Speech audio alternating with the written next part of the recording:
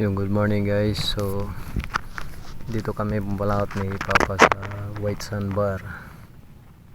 Yan guys. Time check alas 5:15 ng umaga. Dito guys yung pataw namin, ayan oh. Yan. Yan yung pataw namin.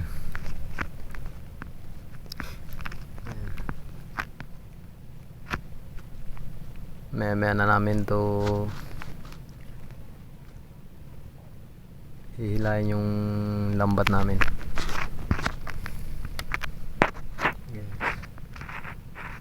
So salamat nga pala dyan sa mga subscriber natin at sa mga solid subscriber. So sana supportan nyo po yung YouTube channel namin guys.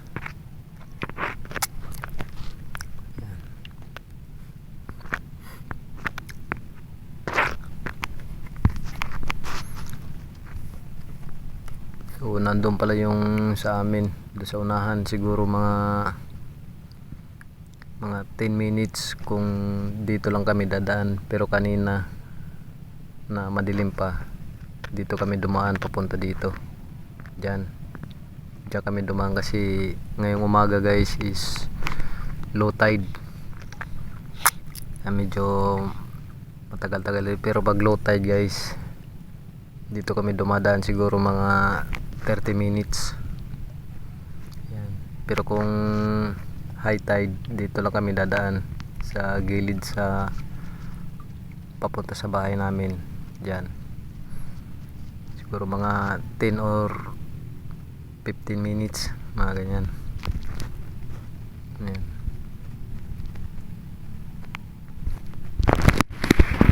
So magabang mamaya guys pag naghila na ng lambat si Papa.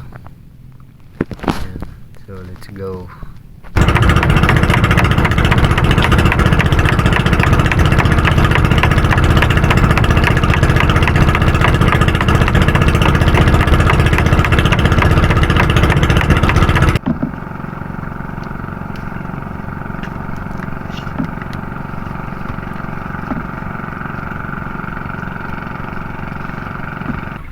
Para nung iba at ako niya.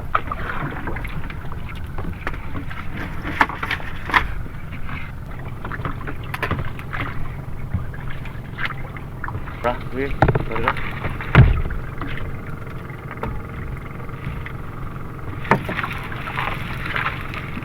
Belum solo.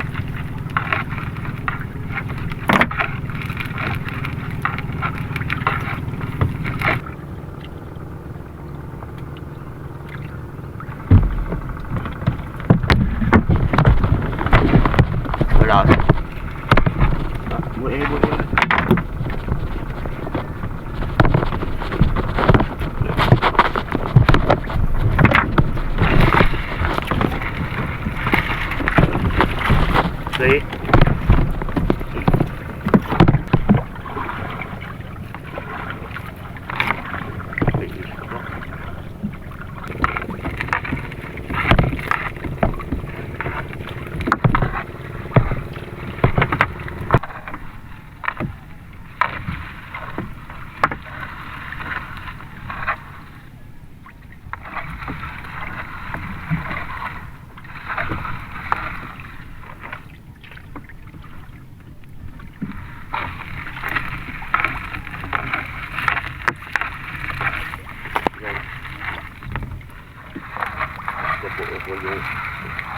Luhaw.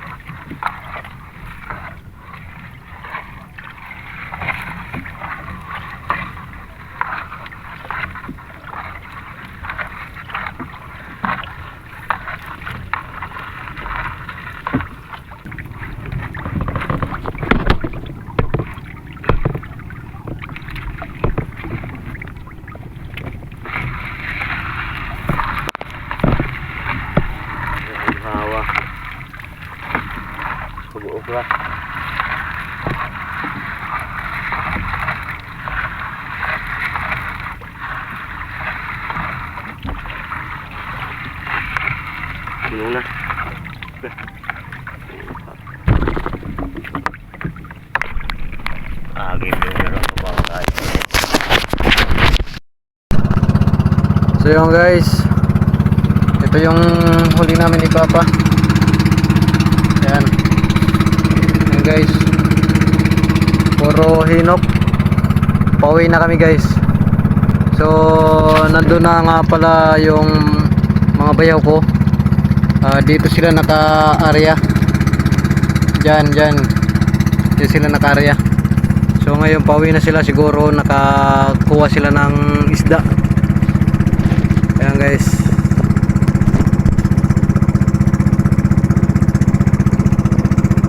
Ayun sila guys. Yun. Yan. Yan yung nasa unahan. Yan yung pinapakita ko sa inyo. Yan. Pauwi na sila guys. So kami naman ni Papa, dahil low tide, medyo kalmado lang yung takbo namin sa pambot dahil sobrang mababaw. Mahirapan kami makatawid doon sa malalim para mabilis lang kami makarating pauwi sa amin. So ngayon guys, ang nahuli lang namin na alumahan sa lambat namin, isang piraso lang. Medyo siguro lumipat ng area yung alumahan, kaya di lang namin alam kung nandiyan pa rin siya pag pinag-ispatan namin, kung hindi lang talaga sila muna sa lambat namin. Siguro mga bukas ng madaling araw, siguro dyan pa rin kami mag-spot ni Papa. Baka nandiyan lang talaga yung isda na alumahan, kasi ngayon talaga isang piraso lang. Sayang guys, hindi kami nakabinta ngayong araw.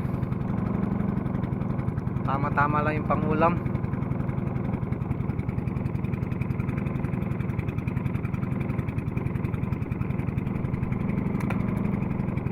So abang-abangan nyo lang mamaya guys, update na lamang kayo pag nakauwi na kami. So syempre, kahit isang piraso lang yung nakuha namin, na nahuli namin na alumahan, syempre papasalamat tayo sa Panginoon na sa pagbibigay niya at paggabay niya sa atin, na araw-araw tayo nakakapamalaot kahit medyo matumal. Ang importante guys is binibigyan tayo ng lakas ng pangangatawan. At syempre, pangalawa, syempre hindi ko kayo makakalimutan guys, sa mga bagong subscriber ko dyan at sa mga solid subscriber ko. So syempre pagpasensyahan nyo na ako guys kung medyo pa matumal yung pag-upload natin, hindi araw-araw guys.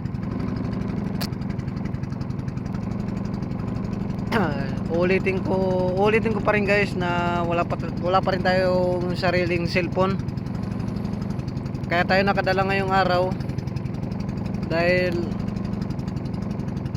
medyo okay yung panahon. Yung in-upload ko ngayon guys na bago, yun ang hindi tayo nakahiram ng cellphone, kaya sayang hindi nyo nakita yung actual na pag birada ni Papa ng lambat. Medyo 2 timba mahigit yung huli namin na alumahan, kaya pag uwi namin Yun, doon ko lang pinakita sa inyo. Yun ngayon yung bago na in-upload natin. So sorry guys, nabilawakan ako dahil nagnganganga tayo. So alam niyo naman guys, pagpasensyahan nyo na kami kung bibihira lang kami makapag-upload dahil medyo, sabi ko sa inyo, matumal yung huli, hindi tayo nakakapag-ipon. Pag may huli naman kami, pinapartihan tayo ng huli natin ni mama, eh medyo hindi tayo nakakaluwag guys, kasi syempre pamilyado ako. Yung binibili ko ng diaper sa anak ko, sa bunso ko, pangailangan nila, sa mga anak ko, mga baon-baon nila. Kaya medyo talaga hindi tulad dati nung hindi pa ako nagsisimula mag vlog. Eh, araw-araw talaga kami nakakahuli guys. Nung na-discover ko na marami talaga nagba-vlog at kumikita sila, doon kami nakaisip na gumawa ng YouTube channel para rin makatulong din kami sa aming mga sarili, sa pamilya namin. Baka sakali lang na makaraos din kami sa buhay. Siyempre matagal na rin namin pinapangarap ng mga bayaw ko, ng mga magulang ng asawa ko, na makagawa ng malaking pambot para dun sa malalalim na parte, na makapamalaot kami. Kaso malaki-laki rin yung gagastusin guys. Pambot pa lang, makina, mga gamit, lambat para sa malalalim na spot. Kaya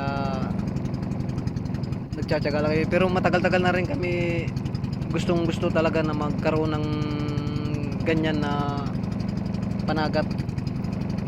Kaya nakaisip kami na gumawa ng YouTube channel dahil nga sa nakikita namin na marami talaga mga YouTuber na kumikita. Kaya sana suportahan nyo guys yung YouTube channel namin, dahil malay nyo po balang araw kami rin na makatulong sa inyo. Dahil sa akin, sa sarili ko, gusto ko rin makatulong sa ibang mangingisda dito na nakikita namin wala talagang pambot, talagang sinisisid lang nila, sinisisid lang, dala-dala yung lambat nila. Kung tawagin dito sa amin ay sahid ba yun? Sahid. Yung iba may pambot pero walang makina. Kaya para sa akin, kung matulungan nyo kami at masuportahan kami sa YouTube channel namin guys, is makakatulong na rin ako sa ibang mangingisda. So shoutout nga pala dyan sa mga fisherman, fisherwoman. So ako guys, proud ako na mangingisda kahit baguhan lang ako. Dahil nung hindi pa ako nag-aasawa, hindi talaga ako dun sa amin talaga, hindi ko pa talaga nasubukan na mangisda. Kasi doon ako, nung hindi pa ako nag-asawa, doon ako nakapokus sa pagtatrabaho sa Maynila, housekeeping, service crew, labor sa construction. Nung nag-asawa ko, taga rito yung asawa ko sa Negros Oriental. So nakita ko na sa pamilya niya na mangingisda talaga. So, siyempre nakakahiya naman kung tumunganga lang tayo. Proud na proud ako na isa ako sa bago na mangingisda. Kaya sa mga hindi pa nakaranas na may mangisda at masubukan nyo, mahalin nyo guys, huwag nyo malitin yung paingisda nyo kung yan lang talaga yung nakikita nyong hanap buhay. Huwag nyo mamalitin guys, kasi huwag nyo i-down yung sarili nyo kung isa lang kayong mangingisda, dahil pag araw-araw kayo lagi may huli, sinasabi ko sa inyo guys, siguro mahigit pa sa isang araw yung tinatrabaho nyo. Kasi ako na-experience ko sa Manila 5:37 ng isang araw, 8 hours. Pero dito sa paingisda, pag nakahuli kami mga 2 cooler, siguro yung parte ko na binibigay sa amin ni mama, siguro mga nasa 1.5, 1.2. O hindi malaki na, hindi pa 8 hours yung bubunuin ko, nakakapagpahinga pa ako. Kaya sana mahalin nyo yung paingisda ko, yung lang yung hanap buhay. Huwag nyo i-down yung sarili nyo na mahingisda lang ako, wag. Dapat maging confidence kayo sa sarili nyo, lumaban at marangal yung ginagawa mo, at nasa mabuti yung pinapakain mo sa pamilya mo. Dahil yung ibang tao guys, pinanghinaan sila ng loob kaya nakakagawa ng masama. Pero wag nyong daanin sa ganyan guys. Dapat positive lang lagi yung sa isip nyo, dahil maraming tao na mas mahirap pa sa atin. Siguro sa isang araw, isang beses lang makakain, pero hindi sila pinanghinaan ng loob. Kaya yun lang guys, maraming salamat at God bless po sa inyo, at salamat sa Panginoon. Salamat sa mga solid subscriber ko dyan na laging nag-aabang sa upload natin, sa mga bagong video, at sa mga bagong subscriber ko, maraming salamat, at suportahan nyo po yung YouTube channel namin para makatulong din tayo sa ibang mangingisda. Dahil ako guys, nakikita ko talaga dito, nakakaawa talaga, naawa ako. Dahil yung iba, kahit masama yung panahon, malakas yung hangin, walang pambot, talaga pinagtsatsagaan lang nila. Yung iba walang makina, kahit malakas yung hangin, sagwan lang sila ng sagwan. Kaya nakakaawa talaga. Kahit hindi ko naranasan na maging mangingisda, kahit baguhan lang tayo, is minahal ko na yung paingisda. So yun lang guys, maraming salamat. Yun lang po.